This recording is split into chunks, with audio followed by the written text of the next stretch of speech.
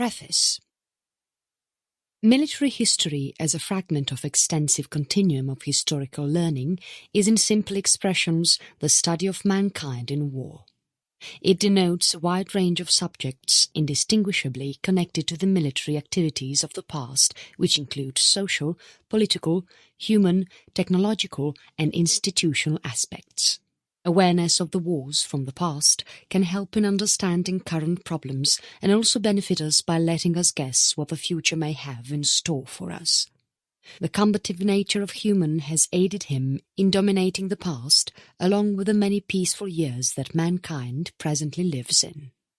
Not many years back, history of military had a specific meaning.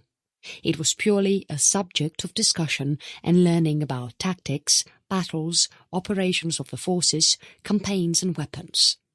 It is the history of fighting where weapons and equipment, battle behavior, military organization, movement, logistics, mentality, tactical training and strategic planning are involved. Introduction. The use of word military in English was in 1588 military. It has been taken from a Latin word, militaris, that comes from miles, which means soldier. Military in general is referred to as the trained armed forces of a country, which include their weapons, equipment and the area where they are deployed. It is profession of soldiers and the work that they do or the activity they perform. In the entire history of mankind, every nation or civilization had their own military. How these needs are determined forms the ground of their equipment, structure and the amenities that they use. It also defines what military does at times of war and peace.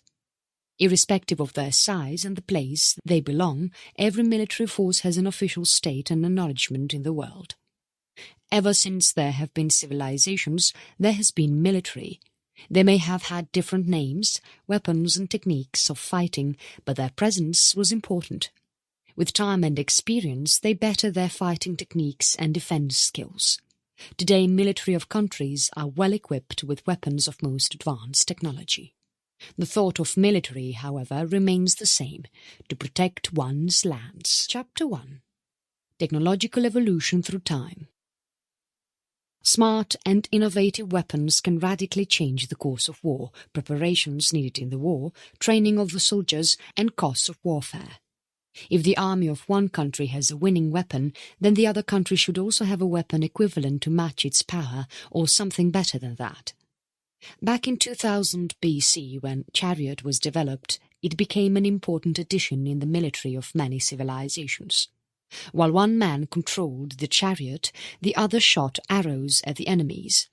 Some of the ancient technologies that were developed in the area of warfare were hoplite, slinger, infantry, auxiliaries, archery, crossbows, cavalry and chariots. For the ancient people who were basically land cultivators, the infantry were their main course of action, soldiers who functioned under leaders or commanders. The early Romans and Greeks used phalanxes, which were a type of formation in which heavily soldiers armed with spears fought in battles. The Hellenistic and Macedonians made use of phalanx formation where the men fought with sarissa, which were a type of elongated spears and were quite beneficial in wars. Alexander captured many lands with the help of sarissa in his army. Later on, the Romans ditched the phalanx system and adopted the manipular system. This they learned from the Samnites. They fought successfully with this style and won many battles. The East Asian civilizations followed infantry style of military and used chariots. The Athenians used cavalry, and even Alexander the Great used cavalry for victories. The Mongols, Parthians and Scythians, and people from the steppe were trained horse archers. Around the 3rd and 7th centuries AD, the Sassanids, Eastern Roman Empire, China, which was then a division of 3 states, Shu, Wu and Wei, and Eastern Han dynasty made use of cavalry that was heavily armoured. The scythed chariot, which was invented in India, was adopted by the Persians. Even war elephants were used to fight in the ancient wars. The use of elephants was again a military tactic that was used by the Indians and the Persians and Macedonians. Alexander the Great especially took this technique of war from them. Hannibal also used elephants against the Romans. Training and experience made the military better. Slowly, cavalry, infantry and artillery were used in a combined and coordinated way in the battles. Naval warfare also played an important role in the successful military. The navy ships in ancient ships sailed without any cannons. They just aimed in hitting the ships and sinking them. Slaves who were used to oar the ship, and this helped in adding to the speed of the ship, which rammed the enemy ships with more force. Galleys were used by the Cretans and Greeks, made these ships even better.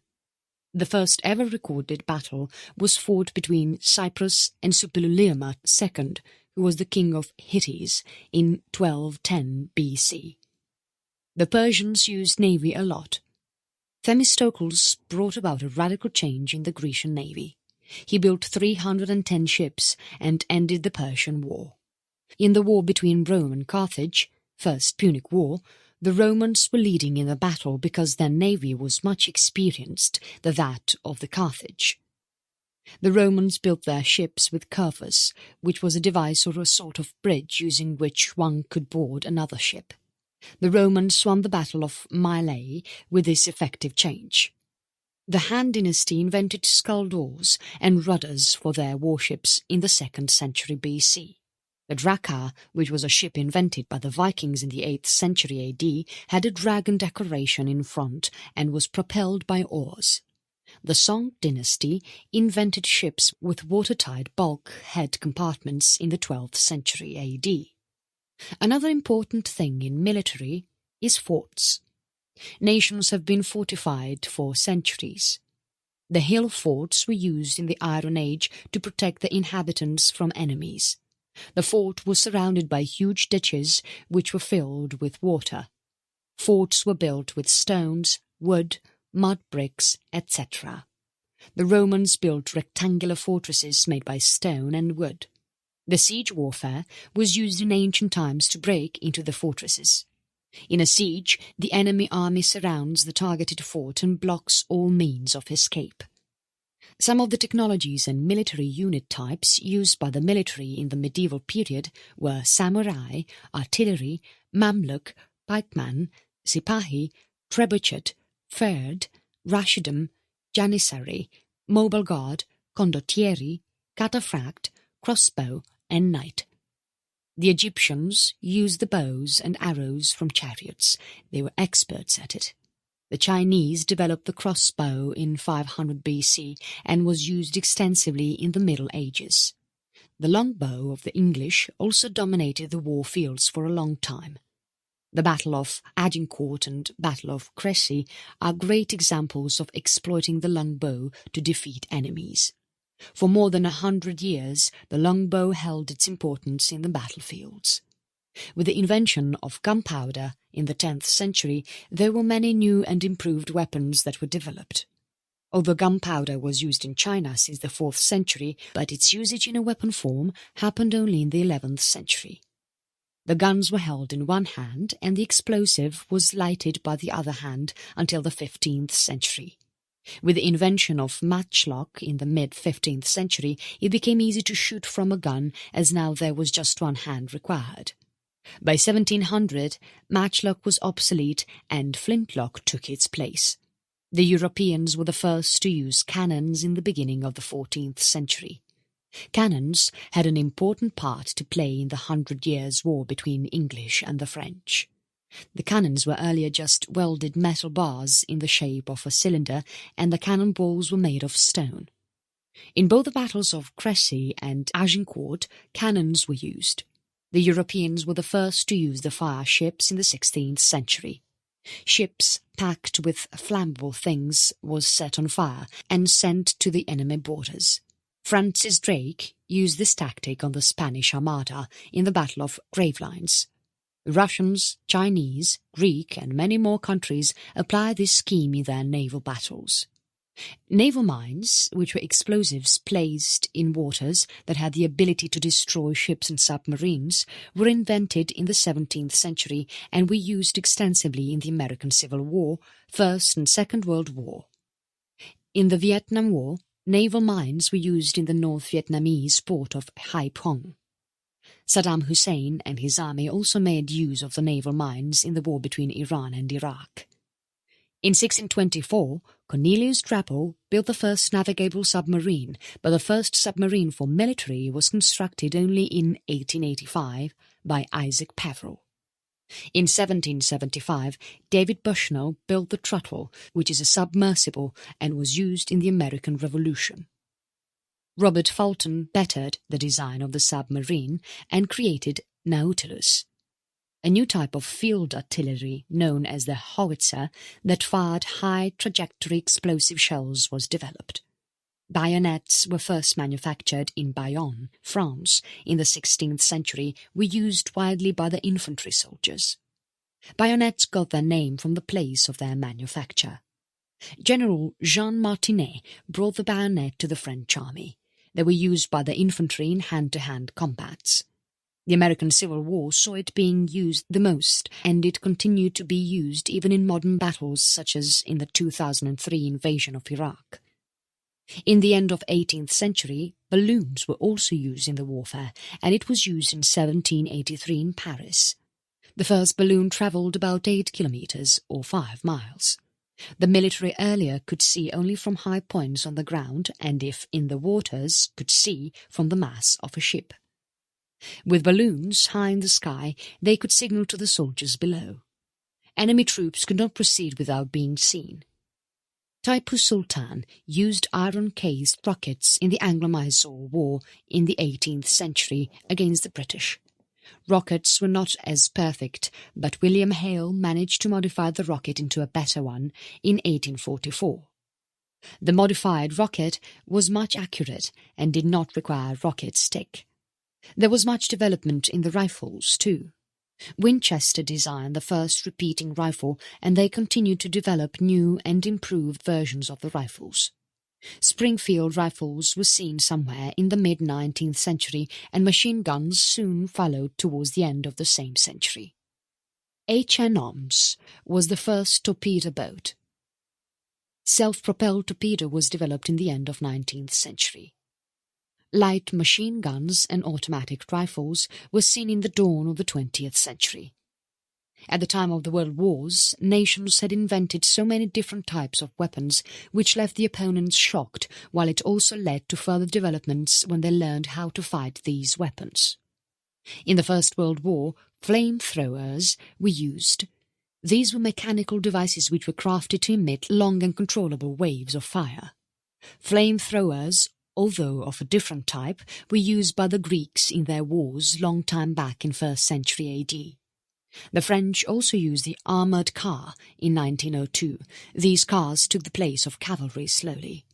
The English made the first armoured troop carrier in 1918.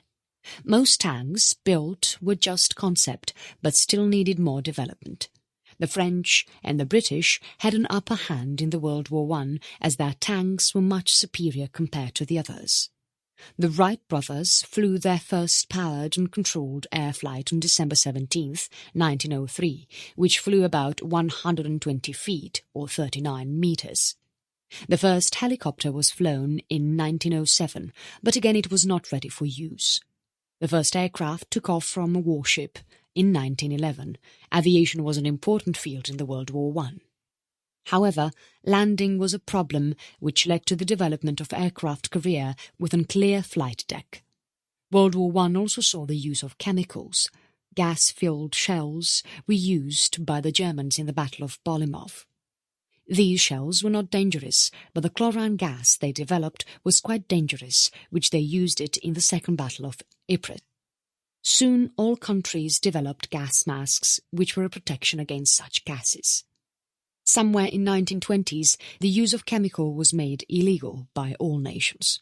The technologies in the military were even more advanced in the World War II. Aircraft gained its importance, especially in the War of Battle of Midway fought between Japan and the United States. Both the sides that fought in the World War II developed radar and used the radio waves emitted from it to detect moving objects.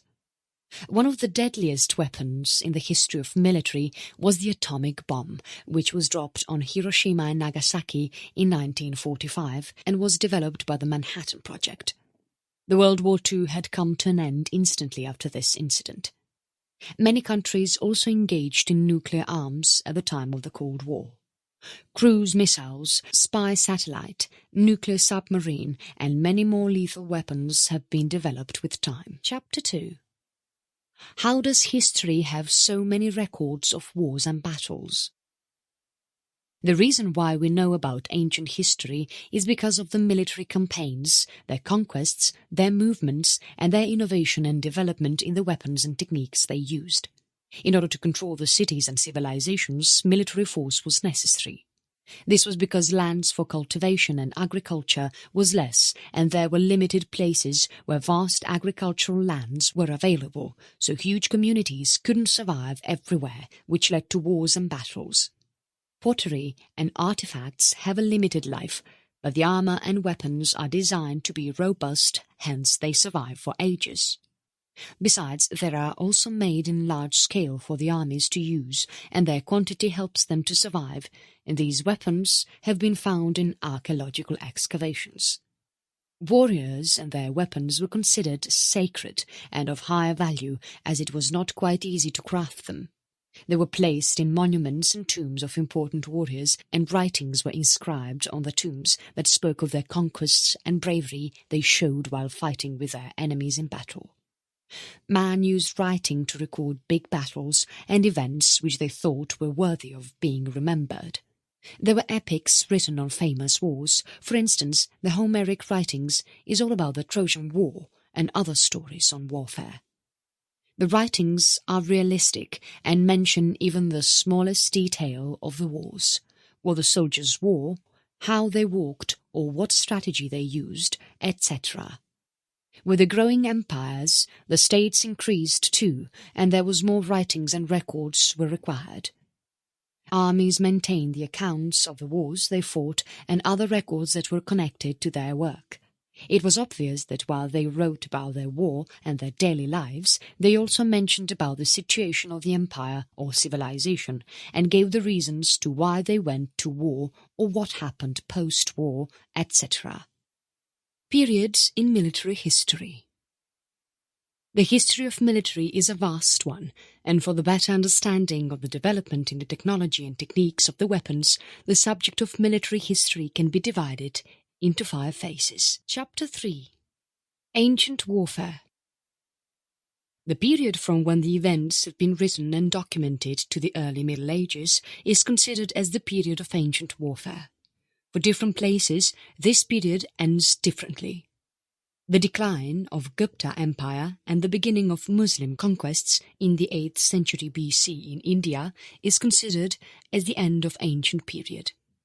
For the Romans, 476 BC is when their empire fell, is the end of antiquity. For the Japanese, the rise of feudalism in the 12th century in Kamakura period was when the ancient period came to an end. When mounted warriors gained their importance and Tang dynasty set its foundation in China in 618 BC is when the ancient period ended. Culture-wise development. Persia. The Persians came up under the guidance of Cyrus II or Cyrus the Great. His concept was to use light armour for his infantry who pinned down the enemy while the cavalry killed them. The Persian cavalry was large in numbers, and the Greeks say that they did not wear any armour. However, one of the examples from Herodotus says that the cavalry officers wore gold cuirass under his robes. Chariots were used by them, but when the Persian Empire was in its glory, they mostly used horsemen. They also used elephants, which they brought from India and North Africa. The Persian army are mostly known for their unit of 10,000 strong and heavily armoured cavalry who carried a sword, spear and bow. These men are referred to as the Persian Immortals. The name Immortals comes from the fact when even one of the men in the unit was sick or died, would be replaced immediately by another soldier. Archers also formed an important part of their army. The strategy of the Persian army was that the archers first shot waves of arrows and killed as many enemies as they could before the conflict began. The cavalry then shot at the enemy and tried to cut the communication between the soldiers and their commanders. The disoriented and already weakened soldiers would then be attacked by the infantry. Japan. Bows and horses were an important part in the Japanese army, which is quite evident from the statues and artifacts found. They poisoned the tips of their arrows. Swords were also used by the soldiers, but had less importance then. Spears were used, and the naginata, which was a curved blade fixed at the end of a long pole, was also used. Another weapon which looked like a garden rake, known as kumate, was used to grab the soldiers by their helmets or clothes and pull them down from their horses. Egypt. The Egyptians had one of the biggest civilizations, and to secure their lands they built many fortresses and small garrisons. The cities, however, did not have walls. The early Egyptians used copper-headed spears and wooden shields covered with hides made of leather. There were archers who used bows and arrows made of copper. Developments in the weapons are seen in 1600 BC, when body armour made in bronze, casting and sickle sword came in use. Their strategy of war was to defeat an enemy slowly. Weapons designed from iron and mounted troops came into existence in the late period, which is between 712 and 332 BC.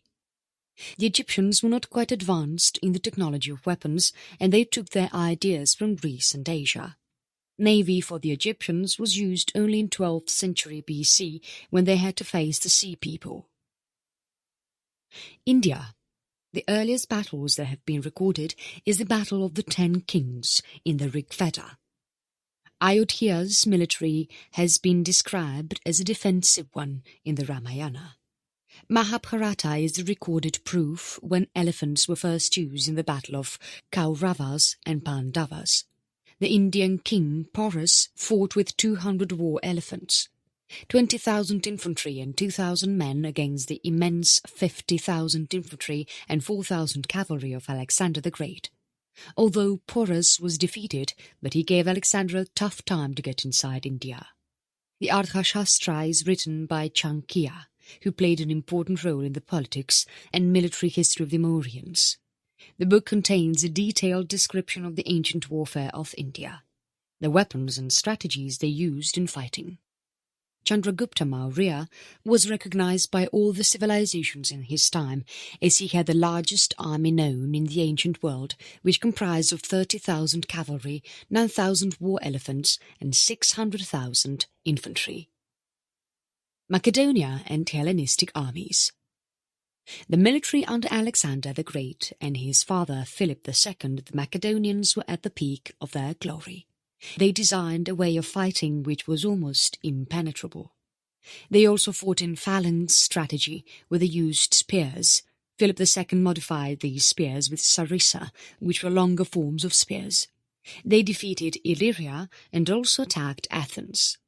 Alexander the Great modified the phalanx by adding a strong cavalry to and used different tactics and formations to win a war. His armies could sustain a combat for a long time. Rome.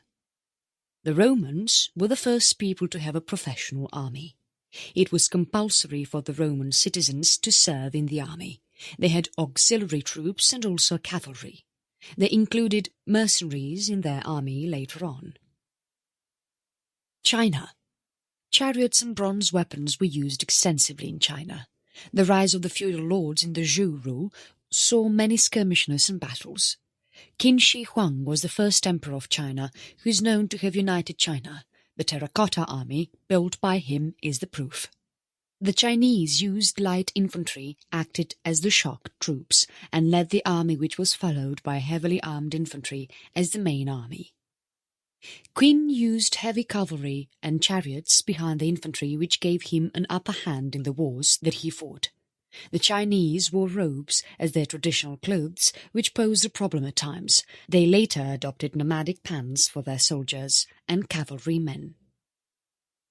Balkans. The Illyrian king Bardalus had several tribes under his rule, and his army comprised mostly of peltasts. The peltasts were men who had different weapons. The Thracians also had peltasts in their army, and they fought with javelins, which is a sort of a spear.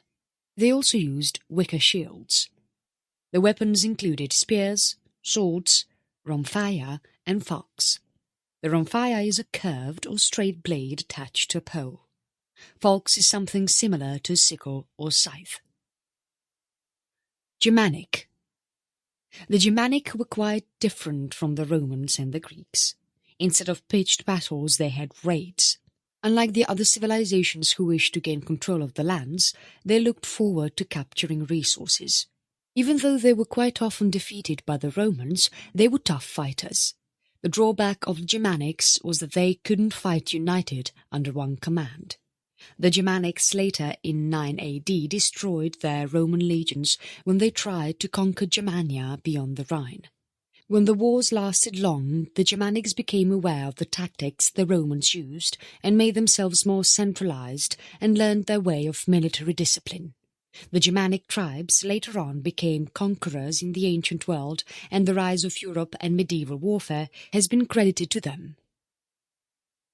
Celtic. Tribal wars were common in the society of the Celtics. The Celtics have been explained to be ones who were more interested in hunting and raiding rather than conquering a territory in an organized way.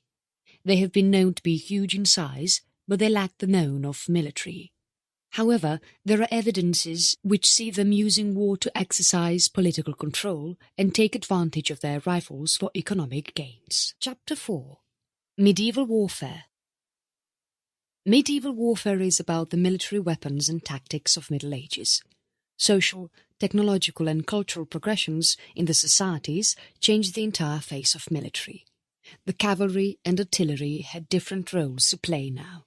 The concept of castles emerged during this period, which also meant fortifying them. Publius Flavius Vegetius Renatus' work, De Re Militari, is a compilation of 5 books which explains in detail the military of Middle Ages. It is considered to be the Bible of warfare in the Middle Ages. The books contain explanation about a soldier and the skills that are required, field strategies, structure and composition of an army, how to hold out a siege as well as enact them, and the importance of navy in war. According to him, infantry was an important part of an army, as it was cheaper than cavalry and could be engaged on any type of land or region. Fortifications. Europe was prone to attacks by the Huns, Vikings, Arabs, Magyars and Mongols. However, these attackers just raided the cities and returned back. They couldn't stay in a place for long. The best solution was to protect the cities for which fortification was done. The elites were safe within the castle walls. They were refuge from big armies. Siege warfare. Siege techniques were quite famous in the Middle Ages, and some of the siege weapons included different types of catapults, scaling ladders, battering rams, which were machines designed to break open the walls or doors of the cities. Onager was also a type of catapult. Ballista was a sort of missile weapon. Trebuchet was also a siege engine that used the swing mechanism to throw, and manonels, which was also a type of catapult that threw big rocks and stones at enemy gates. Other techniques to get in through the enemy gates was to dig tunnels under a specific part of the wall and then suddenly collapse it to shake the foundation of the walls. Best siege techniques were used by the Crusaders. The countermeasures for the sieges became strong, and the walls were fortified with machicolation, which was an opening through which boiling oil or water or stones would be thrown. Other safety measures included murder holes, which were openings in the ceiling, passageway or gateway through which arrows could be shot. Tar could be drizzled, boiling water or oil could be poured, and even rocks and stones could be thrown. The castles were built keeping in mind these security measures. Secret tunnels were dug, so in case a city is facing a siege, the city would not fall short of water. Naval warfare. In the beginning of the medieval period, ships were used to transport troops. In a sea war, both sides used to fire missiles and then try to get on board of the enemy ships so they could fight in the deck. This type of war continued till the modern period.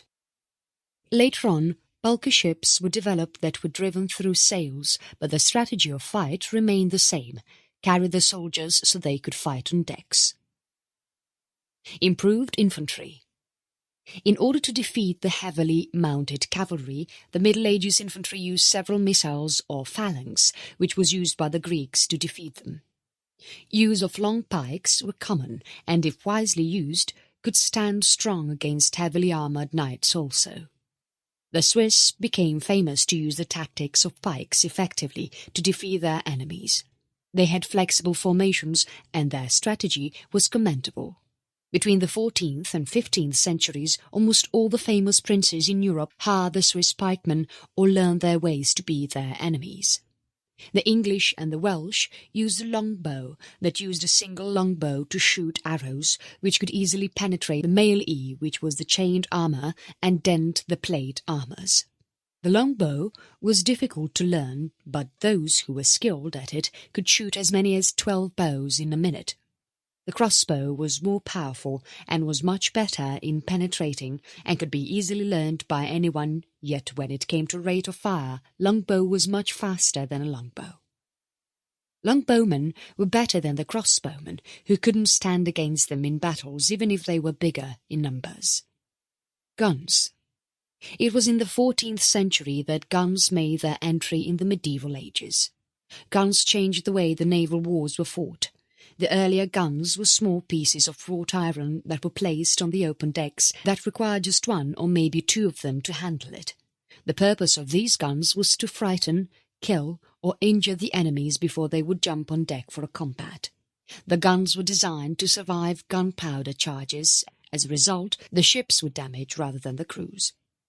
The galleys were the first ships that had the ability to mount cannons so heavy that they could sink ships. It was in the 1480s that they were put to use. As a result, the seaside fortresses were rebuilt to withstand the weapons with gunpowder. Chapter 5. Early Modern Warfare. Although gunpowder was used by the Bak in 1044, its use as a means of weapon was seen in the Song dynasty, which quickly spread to the Ottoman Empire. The Safavid Empire of Persia and the Mughals, then ruling over India, learned the art of using gunpowder. The Mongols used explosive bombs against the Japanese. They threw them on their enemies with the help of catapults. There are many archaeological findings that reveal use of gunpowder in shipwrecks found in Japan's offshores. The year 1326 is when guns are seen appearing in Europe, and this is mentioned in a manuscript written by Walter de Millamit. Gunpowder weapons were used liberally in the Italian wars of 1494 to 1559. The arquebus, which was a long gun, was adopted by the Europeans in the 16th century wars with Italy. The armoured cavalry seem to have lost their importance with the introduction of guns.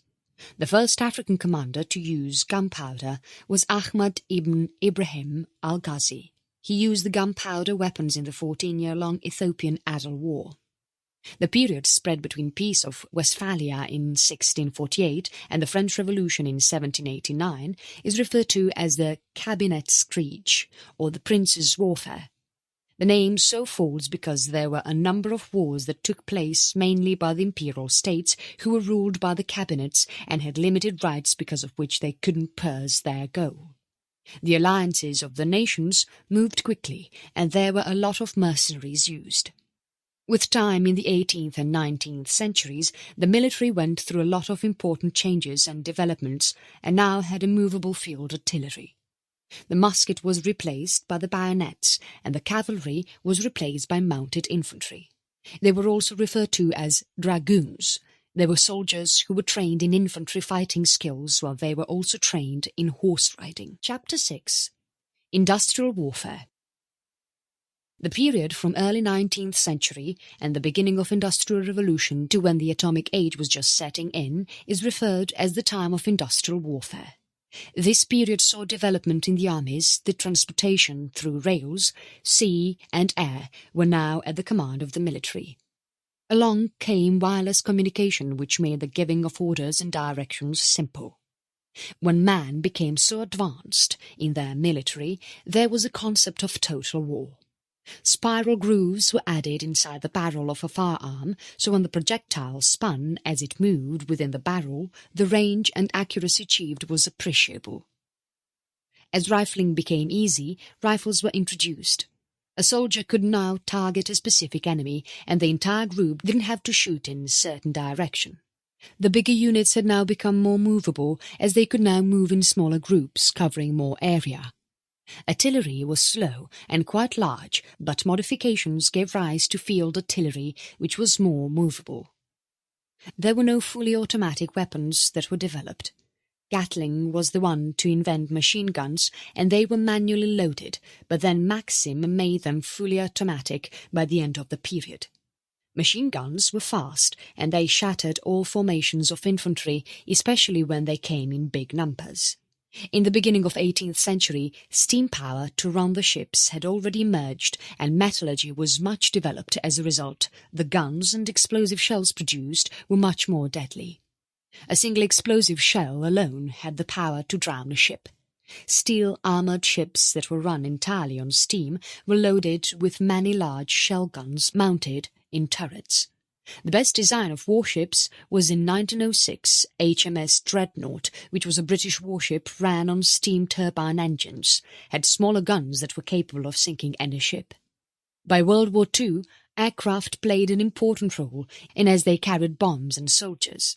They took less time for transportation. Airplanes were used for war for the first time in 1911 in the Italo-Turkish War. The Germans also used airplanes for terror bombings and used zeppelins to drop bombs on Britain. Submarines that were earlier meant for short dives could not spend months under the sea powered by a nuclear reactor. H.L. Hunley was the first Confederate submarine that sank the frigate USS Housatonic in 1864. Submarines sank ships, launched torpedoes, and attacked warships. Chapter 7. Modern Warfare. Modern warfare is all the technologies used in the military after the World War II. The weapons of today are those of mass destruction. After the development of nuclear weapons and their droppings on Hiroshima and Nagasaki, people know the power of such weapons. It has been over 70 years, and people at Hiroshima and Nagasaki still tremble from its effects. Those who went to help the people after the bombings also died of radiations of the uranium and plutonium bombs. Pregnant women had miscarriages, or children who were born disabled and prone to cancer. Even today, people in the cities have high risk of cancer. The blast was such that even the co-pilot of the plane regretted dropping the bomb instantly. The little boy wasn't quite little. There are now submarine-based nuclear missiles too. It was developed in 1960s. After the World War II, there haven't been any wars as big as that because of the availability of weapons so destructive and dangerous. War with nuclear weapons kills civilians. Biological warfare is when a disease-bearing virus is used as a weapon of war which has the capability to kill men, animals and plants. There are also chemical weapons which are used by the military personnel to accomplish their missions. Conclusion. From using sharp stones to nuclear weapons, man has learned and developed. Even though development sounds good and there are benefits associated with it, but intelligence seems to be dangerous now when it comes to making weapons, especially as destructive as nuclear bombs. Although nations build weapons at peacetime, but it is for sure that every nation has deadly weapons. What when there is total war? Would mankind survive? Are Hiroshima and Nagasaki forgotten? It is said that the weapons are made just for safety, but people dread the day when they would be used. Nations spend billions on developing high-tech weapons so they can be safe, but how necessary is this? Is it necessary that there be military deployed on every border? Have we not learnt our lessons? Do we still want to kill? There are millions of questions that come when it comes to discussion about military and warfare. Times have changed, but the thought remains the same: more power and control. Military today plays an important role in protecting the civilians against the terrorist activities and other emergency situations, yet military in terms of weapons will keep advancing and developing, and there will be more and more weapons made to terrorize humanity.